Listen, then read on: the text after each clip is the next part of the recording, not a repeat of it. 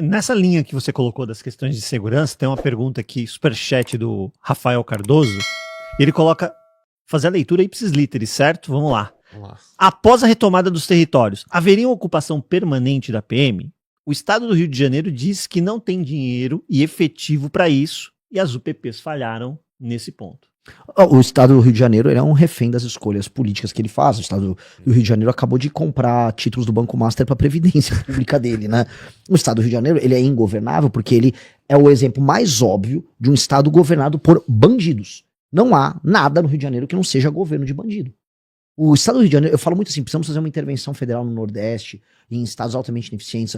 Que tal votar com a ideia de que o Pará precisa de uma intervenção, ou que o Amapá e o Acre tem que voltar a ser território? Qual o sentido do Acre ter 3 senadores, galera? Não tem nenhum sentido. Não há sentido. Ninguém vai me explicar que o Acre tem que ter 3 senadores, ou que o Acre tem que ter 8 deputados federais. Agora, dito isso, o Rio de Janeiro, por mais que ele tenha arrecadação, o Rio de Janeiro precisa de uma intervenção urgente. Urgente. E do ponto de vista orçamentário, há orçamento no Rio de Janeiro corrigindo os absurdos para que ele consiga instalar postos policiais, torres de comando naqueles bairros, até que a gente faça a recuperação, até que o Estado chegue naqueles bairros. Houve a experiência da UPP num período que era possível você conseguir andar com isso. Então as UPPs venceram várias batalhas. A última UPP foi destruída por conta daquela mentira que foi criada pelo tráfico do Amarildo. Alguém lembra onde está o Amarildo, que era uma campanha que a esquerda fez em 2012? Falaram que o BOPE matou o Amarildo, quando aquilo foi só uma invenção para sustentar a destruição do modelo do PP. Inclusive o pessoal fez uma arrecadação, né, que ia para a família dele, sumiu o dinheiro. Exato, sumiu o dinheiro. Né, então assim, não dá, a gente vai ter que ser muito duro no combate ao crime. E aí, a recuperação da favela significa o fim da ideia de favela. Então, o Estado brasileiro terá que ter uma política, e essa é uma política ambiciosa, porque esse é um outro ponto que é importante colocar. O Poder Executivo no Brasil perdeu a ambição. Não existe ambição. Qual é a ambição hoje dos Estados Unidos da América? Eles estão falando em reconquistar o hemisfério ocidental, politicamente, então eles querem controlar da Groenlândia à Patagônia, e eles querem ir para Marte com o Elon Musk. Qual é a China? Ser a grande potência do mundo. A ambição da Rússia, eles querem conquistar a Europa. Qual é a nossa ambição? Dar um botijão de gás. Hoje a ambição do governo brasileiro é dar um botijão de gás para uma pessoa. O Brasil perdeu a ambição. Uma ambição do nosso governo é, cara, eu quero que não exista mais favela no Brasil. Cara, a gente vai viajar pra fora do Brasil, pra países sérios, não existe favela. Por que a gente tem que aceitar que tem que ter favela? Não vai ter favela. Então meu governo vai iniciar assim, não haverá favela. Eu vou tomar as favelas, e é uma discussão nossa, se torna ou não torna a favela um distrito federal, para que o governo federal administre uma política, e a política vai ser, vamos reformar o que precisa reformar, entregar títulos de propriedade, criar regras duras para não refavelizar. Ou seja, eu ganhei agora uma casa, eu vou fazer um puxadinho. Não, você vai perder sua casa se fizer um puxadinho. Você vai respeitar aquilo, você virou cidadão. Vou te tratar agora como cidadão. O cidadão é titular de direitos? Sim, mas de deveres. E você vai ter direitos e deveres. Eu vou arborizar a tua rua, vou botar uma escola boa, os serviços públicos vão chegar, a polícia vai estar presente. E nós precisamos fazer isso em 10 anos. Isso vai custar, sem os reajustes, né? Aí tem que ver o reajuste ao longo do tempo, coisa de 950 bi a 1 trilhão. Ora, nós conseguimos, com aquela reforma fiscal, separar uma política de 80, 90 bi por ano para desfavelizar o Brasil, trazer construtoras de fora, criar esses bairros, transformar esses bairros, dinamizar economicamente. Já imaginou a quantidade de ativos que vão entrar no mercado só com os títulos de propriedade que vão poder ser bancarizados se um cara quiser pagar uma hipoteca? Estou falando de milhões de propriedades. Eu estou falando de pessoas que vão aumentar a produtividade delas porque aqueles bairros vão aumentar. Eu estou falando de você poder cruzar a sua cidade do ponto A ao ponto B passando por antigas favelas que viraram bairros. Pô, isso é imaginar um Brasil diferente. E isso é fazer a substituição. Voltando para a questão do Rio. Não seria só o Rio que desfavelizaria, seria o Rio e o governo federal. E o Rio também vai ter que passar por ajustes fiscais profundos que vão alterar essa dinâmica que a gente veio falando, que é a dinâmica doentia que rege lá o Estado. Para começar, já não colocaria 2,6 bilhões no Banco Master, né? Do dinheiro dos aposentados do Rio de Janeiro. Já seria um bom ponto de partida aí. Eu queria aproveitar esse gancho do Banco Master, inclusive até lembrar, pessoal, a gente ouvi muito aquele burburinho de que agora a Faria Lima foi cooptada, teve a Operação Carbono, mas pô, a Faria Lima séria, que tem ali um viés de ajudar as pessoas a investir melhor, tava falando desses problemas há muito tempo. Aqui na Finclass a gente não recomendou o Banco Master, a gente alertou os nossos assinantes, e vamos pegar esse gancho porque vocês fizeram recentemente uma manifestação, né? Vocês estão muito vocais, eu vejo muito corte seu batendo, Daniel Vorcaro e falando isso. Eu queria saber um pouco como vocês veem essa bagunça. Parece cena de novela. Talvez uma novela fosse incapaz de desenhar um enredo tão... As novelas novelas porque andam não daria tristes. pra passar em horário nobre. Ação indicativa não Teria que aceitaria. passar de As madrugada. novelas das 11. É. Aí Ou aquela, lembra da Emanuele que tinha nos anos... É mais isso, tá? É mais nessa pegada. Vai revelando a idade, né? É verdade. Eu, por exemplo, não entendi. Então tá tudo bem, garoto. Tá tudo bem. A gente perdoa. A gente perdoa. Na Gostaria Band de saber um hoje. pouco o que vocês estão vendo dessa história. A gente teve até recentemente o redator da CPI querendo conversar com a mulher do Alexandre de Moraes. O que vocês estão acompanhando dessa bagunça toda? E aí, viu? Por onde a gente começa, né? Tem tanta coisa Ah, pra assim, abordar. lembra, o legal da conversa que a gente tá tendo hoje, dá pra gente ir amarrando todos os pontos. Volta pra pergunta inicial da crise moral e do problema de elite. A elite, quando morreu a Lava Jato, a elite que tava com medo relaxou e falou, cara, vamos voltar a fazer negócios. Foi mais ou menos isso. Então, um ministro do Supremo aqui, um diretor de uma estatal ali, um presidente de um partido, falou, galera... Tanto que não é à Voltou. toa que o Banco Master começou, né? Um dia depois do fim da Lava Jato. Até É emblemático. é emblemático. É no dia mas seguinte. Não é que eles combinaram, mas É, é que não. a história parece que ela Ela se combina. cruza aí uma hora. E, cara, o que rola? A elite que estava reprimida desde 2014, especialmente a elite política, ela se solta, porque ela entende, especialmente com o fim da prisão em segunda instância, quando você imagina que um presidente de partido ou um grande figurão fala, pô, eu vou ser julgado pelo STF, calma aí, eu não vou ser preso na segunda instância, então slow down, take it easy, a gente resolve, então todo mundo vai ficando solto. E o escândalo do Banco Master é interessante porque ele tá maturando, né? Ele surge do Credit Sexta, que é um produto financeiro picareta lá da Bahia, e aí ele matura, né? 18, 19, 20. Quando tá morrendo a Lava Jato, ele tá naquele ponto, que ele tá prestes a estourar, e ele tá naquela ascensão em que um Ciro Nogueira, em que um Rueda, em que grandes figurões falam, tá aqui, esse aqui é um negócio do mercado financeiro, é empreiteira, é um banco, produto financeiro, tem fintechs, pô, isso até tech, é um negócio moderno e tal. E aí a coisa se cruza, né? E aí você pega uma coisa que foi esse relaxo institucional que houve, em que todo mundo achou que nada ia acontecer. E todo mundo entrou no esquema. E aí, né, como todo mundo entrou no esquema, todo mundo se sentiu incentivado, aconteceu duas coisas. Teve um FOMO, né, o famoso Fear of Missing Out, que era assim, pô, se eu sou um dirigente partidário e eu tô fora do escândalo, é porque eu sou trouxa. E lembre-se, eu me tornei agora um dirigente partidário. Eu descobri que Você é um trouxa. Eu sou trouxa. E espero ser trouxa por muito tempo. Quer dizer, né, o resto da minha vida, porque o não trouxa é o cara que tá no esquema. Mas tem isso. Tipo, se é um dirigente partidário e você não tá com um carrão, com um avião, você tá fazendo uma coisa errada. E um bom político corrupto que não tá no esquema, ele vai falar, calma aí, eu vou delatar esse esquema então, se eu não tô... Então todo mundo, assim, então, teve um FOMO em participar disso. Paralelamente, isso gerou também um outro FOMO, que é de outros agentes políticos, mas especialmente agente econômico, tem uma grande coisa acontecendo, nós estamos de fora, estamos sendo prejudicados. Então o mercado financeiro, acho que FOMO não é a palavra certa, mas muita gente no mercado financeiro viu ali, pô, esse cara tá ascendendo pra caramba, eu tô vendo o que tá acontecendo. E muita gente séria começou a fazer chamadas lá no Banco Central, que não eram respondidas pelo Roberto Campos Neto, que vamos lembrar era o queridinho do Tarcísio para ser ministro da Fazenda. A gente ia dar para um Banco Master o Ministério da Fazenda se o Tarcísio ganhasse para presidente. E essa é uma coisa incômoda que eu jogo, eu sei que boa parte do público que está nos assistindo é do mercado financeiro. Pô, Tarcísio legal. Tarcísio Vorcaro. Tarcísio tava nesse meio, inclusive teve nas reuniões com o Vorcaro e com o Ciro Nogueira, quando o Ciro Nogueira fez um churrasco com eles. E o Campos Neto, cara... Vamos ser bem claro, eu falo isso sem medo de tomar processo, até tô sendo processado por todo mundo, eu acho que vou tomar.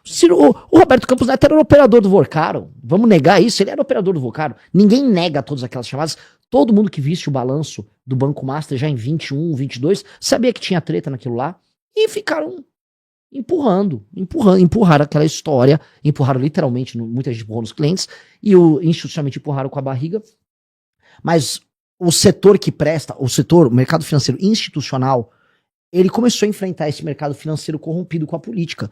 E vamos ser honestos, estamos aqui em janeiro de 2026 e o sistema financeiro não institucional está nomeando o Otto Lobo para a presidência da CVM. Eles estavam lutando agora em janeiro, para a gente ver o nível de avanço que isso chegou. Um avanço institucional do não institucional foi a coisa mais assustadora. A gente tava vendo agora o Alcolumbre, vamos ser honestos, o Alcolumbre, o da carne lá, o Joesley, e o Vorcaro, com o Banco Master liquidado, nomeando um cara pra CVM. O presidente da CVM. É muito louco.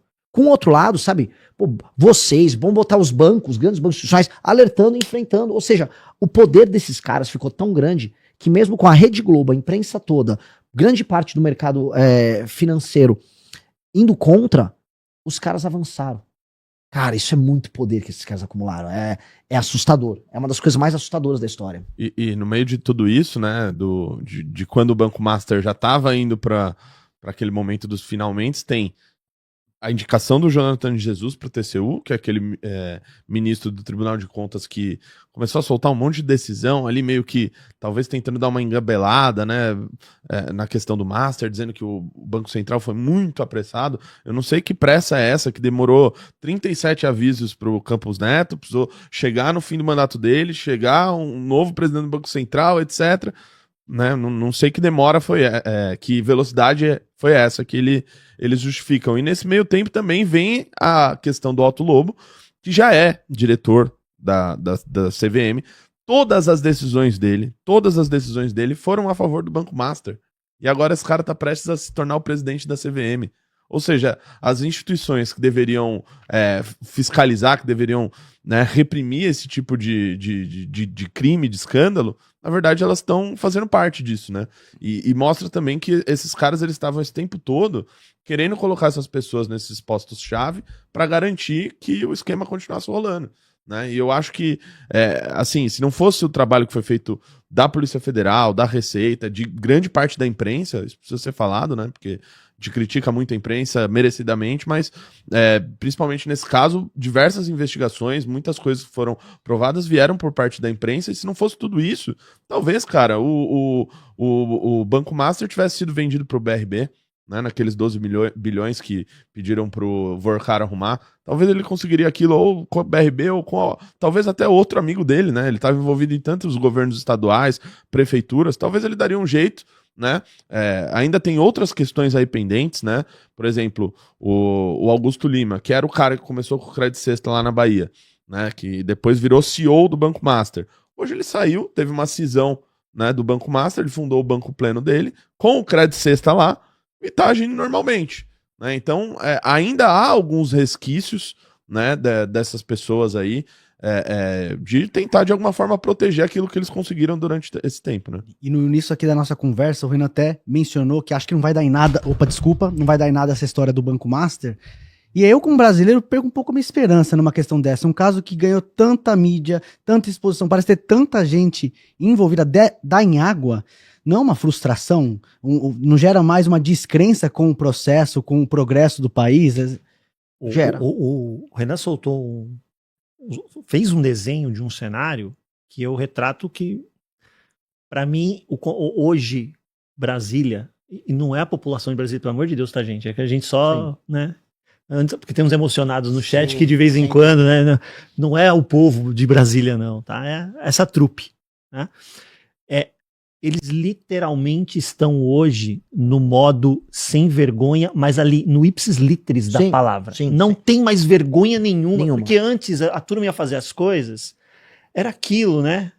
O dinheiro tava na cueca, tinha um quê de vergonha, deixa eu tentar me defender para não descobrirem. Agora não. É transparente. Sim. É transparente. Pois, isso é... Eu vou tentar endereçar as duas coisas são muito interessantes. A primeira que ele falou, que assim, não vai dar em nada. Veja, institucionalmente falando, as coisas se encaminham para não dar em nada. Tá? Para não dar em nada. Um jornalista me perguntou isso ontem. Falou, vocês vão continuar convocando manifestações? Porque, meio que institucionalmente falando, o escândalo do Banco Master já deu o que tinha que dar. Agora o Toffoli vai ficar segurando as coisas e o Toffoli não vai cair, ninguém vai fazer nada, o Senado não vai fazer nada. A coisa para mim mais emblemática foi o Flávio Bolsonaro brigando com o Alessandro Vieira, que é o senador mais ativo enfrentando os caras. Ou seja, o cara da direita tá enfrentando o senador que estava peitando os ministros do Supremo no caso, porque é uma operação abafa gigantesca. Só que eu acho, veja, você tem que ser muito cuidadoso com o que eu vou falar aqui, né, que ninguém só corte isso. É até talvez melhor que nada aconteça. E por quê? Porque, veja, se acontecer alguma coisa muito grande, cai a República. E é bom, vai cair todo mundo, vai cair o Lula. O Lula tá envolvido no escândalo do Banco Master, galera. O Lula já tá bem claro pra todo mundo. Lula está envolvido no escândalo do Banco Master, ministro do Supremo está envolvido no escândalo do Banco Master, presidente do partido político está envolvido no escândalo do Banco Master, governadores estão. Cai a República. E se nada acontecer, cai o Brasil. Cai o Brasil em que sentido? Olha, nós roubamos, a lei vai ficar funcionando aí de mentira, nós roubamos, nós fizemos o que nós fizemos, não vai dar em nada, sacou? Você que tá aí, você vai pagar os impostos, você vai calar tua boca, institucionalmente falando, esse país é uma piada, o dinheiro que você vai aplicar nesse Brasil não vai valer nada, e aí as consequências, não no curto, mas no médio prazo, vão ser ainda mais violentas. Ainda mais violentas, porque aí não tem como ficar de pé, porque aí a gente virou a um regime meio, como o regime russo, o regime do Putin, que não é que acabou a democracia, ele virou um regime de bandidos. Os bandidos tomaram de assalto o poder. E os bandidos fazem negócio com outros bandidos. Significa que o crime organizado vai ganhar ainda mais força. Só que eu não acho, como é muito mais alvitante, eu não acho que não haverá reação. Aí sim haverá uma reação. Muito mais intensa e muito mais imprevisível. Entendeu? Então, em ambos os casos, aquilo que a gente falou no começo, a República de 88 vai cair. E abre-se espaço a fazer coisas novas e melhores. Porque do jeito que vai, não há o que se fazer. Então, alguém aqui no chat fala, não, o Lula vai fazer enfrentamento disso. Não vai, tá bem claro, o Lula tá enfiado nesse escândalo. O Flávio Bolsonaro, não vai. Ainda vamos chegar nos caras ligados ao Flávio. O Willer Tomás é ligado ao Flávio, vão pegar a turma dele. O Willer Tomás é o operador do Wesley Batista, foi preso no Lava Jato, é o operador do Flávio junto com ele. Toda a banda podre do Rio de Janeiro que tava ali com ele. Flávio Bolsonaro tá nítido, ele não quer participar, não quer fazer nada contra esse caso. Então ninguém vai fazer nada nesses casos. Se nem Lula, nem Bolsonaro, nem Flávio Bolsonaro vão fazer, eles são os dois que deram as pesquisas, ou são os governadores ou eu. São os outros nomes que tem. Ratinho tá envolvido no caso do Banco Master. Já, assim, sociedade lá com outro resort do Taiaiá, com os mesmos caras, e o pai dele, o Ratinho Júnior, o Ratinho pai, maior vendedor de crédito cesta do Brasil. Sabia que o produto crédito cesta criado na Bahia, o grande vendedor, o Ratão, o rapaz do Ratinho, faz propaganda, tá na TV. As empresas ligadas à Reag do Tanuri comprando ativos do governo paranaense. Tudo muito estranho. Os mesmos vínculos que a gente encontra com o resort, com o Toffoli, a gente encontra com o Ratinho pai. Então você fala, tem quem? Tem o Zema, que eu não vi nada do Zema a respeito, não vou ser injusto com ele, e talvez o Caiado, e eu. É isso. Assim, a situação é dramática, mas as pessoas não percebem ainda. E ainda tinha uma coisa dele que eu ia responder. Não sei se estou falando demais, pessoal. Não, tá ótimo. Tá ótimo. Por favor, continue. Continue. Você tinha comentado uma outra coisa. Que as coisas, elas estão, assim, não sem vergonha esconder mais. No ipsis literis da palavra, né? Ninguém tem mais vergonha de fazer nada lá. O evento de aumento do salário dos membros, dos funcionários da Câmara, do Legislativo, aquilo é um escárnio, né? A pessoa trabalhar 3 dias ganha 1 de folga. Estão protelando a discussão da questão da escala 6x1, 5x2. Não acaba nunca essa discussão. Mas para a turma lá, 4x3 foi aprovada a toque de caixa. Porque a escala 4x3, né? Você trabalha 3, folga 1, trabalha 3, folga, dá 4x3. Sim. É ridículo isso, é bizarro. Sim. É bizarro, né? Essa questão do Master, Ciro Nogueira tentou emplacar um FGC de 1 milhão. Sim. Por um alinhamento dos astros, isso, né? É pessoa uma intervenção física. divina. Isso é pessoa física que a gente tá não falando. foi. Sim. Mas era para esse negócio do FGC ser muito maior. Muito maior. Ele fez isso super, que ele tava estudando, né? Esse mercado. Por que não aumentar isso aqui? Eu acho do meu amigão, tá? Eu acho super interessante que a tabela do imposto de renda, ela ficou desde 1996 parada. Ninguém fez nenhum mínimo esforço para poder fazer. Agora os 250 mil do FGC, não, faz tempo que atualizou. Realmente precisamos atualizar isso daqui. Isso é Brasília. Você tinha perguntado sobre as investigações, se elas podem dar em alguma coisa. Se vai dar em alguma coisa. Olha, eu tô bem desesperançoso com isso. Eu realmente acho que não vai dar em nada. Primeiro porque, desde que o Dias Toffoli ele pega a investigação para ele, todo passo da investigação tem que passar por ele. Ele precisa dar ok. Né? E isso, inclusive, gerou a briga dele com a Polícia Federal e com o COAF, a Receita Federal de início, porque operação que prendeu o Vorcaro, a primeira fase dela, foi feita pelo juiz de primeiro grau. E aí já tinha, eles já estavam andando com a segunda fase da operação, e é nesse momento que entra o Toffoli e toma a investigação para ele. E inclusive colocando várias coisas estranhas, né? Todo passo da investigação tem que passar por ele, tudo que for apreendido tem que ir pro gabinete dele, onde ele, apenas alguém ali que ele nomeia, pode olhar aquilo como se tivesse algo, né, em algum bem apreendido de alguém que tivesse algo bastante suspeito, né, para ele precisar colocar sigilo, né? um sigilo desse. Então, cara, todo o passo dessa investigação a partir de agora, ele que vai ter que dar ok. E como já tá mais do que claro para todo mundo, ele tinha, né, uma sociedade absolutamente esquisita no Resort Taiaiá, onde o irmão dele, né, estava ali colocado de laranja, essa que é a verdade, um sujeito que era padre. Aquele que não sabia nem que foram na casa dele. Foram na casa dele, né, o Estadão foi na casa dele, a esposa dele disse, meu marido, sócio de resort, não, nunca vi isso, olha onde eu moro aqui, né, a minha casa que a pintura tá em falta até, né, jamais que ele vai ser dono de resort. Então coloca o cara de laranja num esquema milionário, né, do Resort Taiaiá. Depois, anos depois, o próprio Toffoli perdoa uma dívida bilionária da JF, perdoa, e depois de mais alguns anos, esse resort recebe também um investimento. Primeiro recebeu o investimento do Fabiano Zettel, né? E depois recebe dos caras ligados ao Joesley e Wesley Batista. Como é que vai andar uma investigação que o cara que é relator disso, né, o cara que é o ministro lá na Suprema Corte, relator de tudo isso, tá encalacrado, tá envolvido até as tampas no negócio? É difícil. É perfeito. Como que o juiz vai se auto-julgar se ele tá envolvido, né? Pois é. Assim, essa história ela é muito absurda, cara. A Lava Jato parece, assim, um roubo de galinha, né, perto disso, assim. Não tinha os ministros do Supremo envolvidos e... isso é muito louco. Naquela época da Lava Jato, se essas coisas tivessem acontecido, tinha 1 milhão de pessoas no meio da rua. Tava um caos o país. É que isso aí te responde, o cara tá tranquilo. Eles estão tranquilos por uma razão. E essa razão é o público, uma parte do público que tá assistindo não vai gostar. Quem destruiu o combate à corrupção no Brasil foi o bolsonarismo. Porque hoje não é sobre temas objetivos, não é assim, isso está errado e objetivamente eu tenho que ir contra isso. É sobre preciso apoiar o político que eu gosto. Por isso que você tem manifestação vermelha e verde e amarela. Manifestação verde e amarela é pra apoiar o Bolsonaro. E aí essas pessoas vão receber um comando assim, é pra ficar bravo com o Banco Master. Mas isso, no que isso ajuda o capitão? A pergunta é, no que isso ajuda o Nicolas? No que me entretém como se fosse uma novela virtual política? E mesma coisa pro esquerdista. Então a política hoje é sobre identidade. Quando a política é sobre identidade, como ela é hoje, ela é sobre como interagir com o seu próprio time. E não existe mais uma noção de cidadania de como eu interajo com o poder estabelecido. A pessoa não é mais um cidadão, ela é parte de uma torcida, de uma facção. E ela fica lutando e torcendo. E os maiores absurdos acontecem.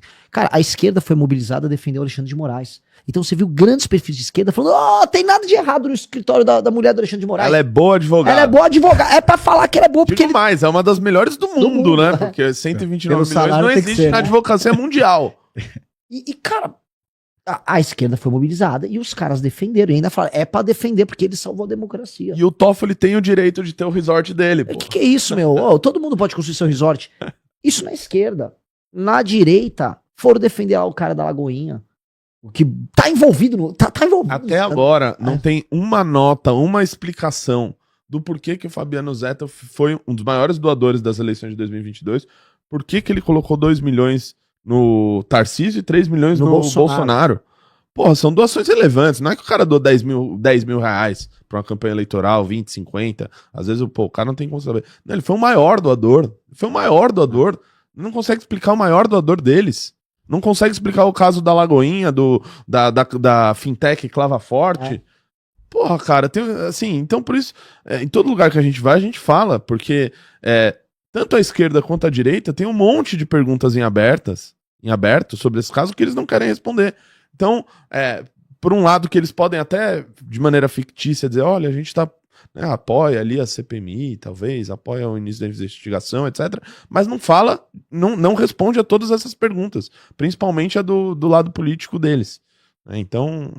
Eu acabo ficando um pouco desesperançoso, né? Eu vou lembrar aqui, eu lembro de um corte do Kim, que é colega de vocês, se não me engano foi no podcast Flow, e ele disse algo como quando ele almejava entrar na política, ele tinha uma imagem sobre os políticos e que quando entrou de fato ele viu que era muito pior, né? Então ele brincou até que os políticos nem merecem esse carinho que o brasileiro tem, porque na verdade é muito pior do que transparece.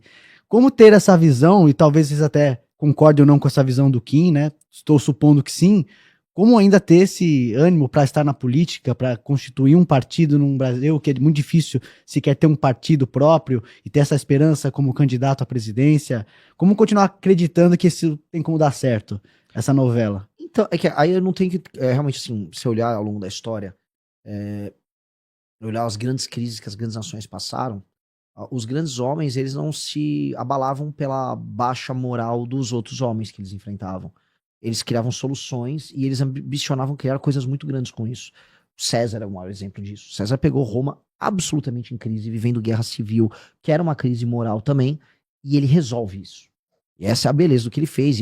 É que ele foi morto, mas o plano dele foi sucedido pelo Otávio Augusto, que era uma espécie de filho de consideração dele, filho político, com certeza, e o Otávio Augusto se torna o imperador e resolve. A história é cheia disso. E nós não podemos abalar pela má qualidade dos outros. O que me abala é quando eu vejo, por exemplo, um rapaz nosso, que é do movimento, se seduzir por dinheiro, como já aconteceu algumas vezes, a gente tem que expulsar a pessoa. Isso abala a gente. Agora, essas outras coisas não. As outras coisas, assim, na verdade me soam, ok, é isso que interessa? O cara entrou na política por dinheiro? Então ele é fraco, ele é pequeno, o preço dele ele tem uma etiqueta na perna dele. Me preocupa os ambiciosos maus. Os ambiciosos que não estão por dinheiro, mas estão por poder e que são maus e inteligentes, me preocupa. O José Dirceu me preocupa. O José Dirceu foi preso, falou, eu vou ser preso, eu não vou delatar ninguém. Saiu da cadeia, continuou com a mesma cabeça. Ele é muito inteligente, muito destemido e muito capaz. Então, ele me preocupa. Esses ladrões não preocupa. Esses ladrões a gente vai botar em cana e o que eles querem é fácil. É fácil levar eles.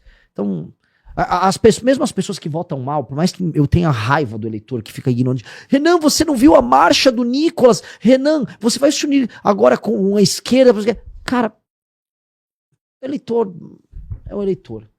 Lembra, vamos culpar sempre quem está em posição de poder e vamos temer sempre quem está em posição de poder.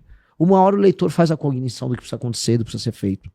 Agora, o que, assim, os maus, os verdadeiramente maus, eles não operam nessa linha. Então, eles são os inimigos concretos e a gente tem que saber o que a gente quer dentro da gente.